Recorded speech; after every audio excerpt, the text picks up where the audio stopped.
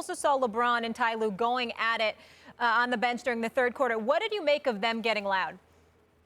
Not worried about it at all. They had a difference of opinion, and I actually liked it because, listen, LeBron James is a basketball savant. He knows what he's talking about. Might have irritated Tyronn Lue there, no question about it. And it's good that Tyronn Lue stood up for himself and was going back and forth with him, because you don't want to give the impression that you could be punked. And I don't see a punk in Tyronn Lue. Not the Tyronn Lue I know. Not to say that you don't stand down a couple of times when the king is yelling at you. But in the same breath, sometimes you're going to raise up. And that's what I saw from Tyronn Lue last night. But again, you have to listen and take heed when LeBron James is talking about what should be done on the basketball court, because he knows the game. As great as he is as a talent, he actually knows the game of basketball. He could easily be a coach because he's a coach on the floor already. And that's why you have to pay attention to what he's saying. But I don't have any problem with it.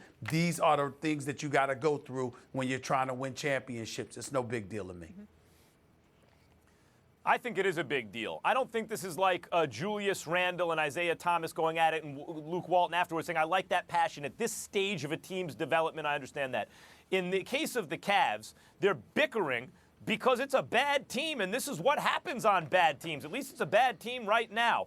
And I saw this on Twitter somewhere, I think it was this morning, LeBron James yelling at his assistant coach.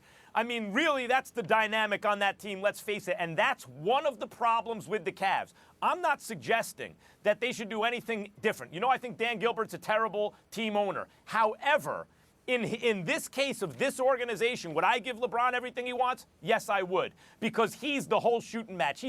When he's not there, they're the worst team in basketball. When he's there, they're among the best until now. But the reason it's not as successful, say, a place like Miami, is because Pat Riley runs the show. The reason I think LeBron would do extremely well in San Antonio is because Popovich runs the show.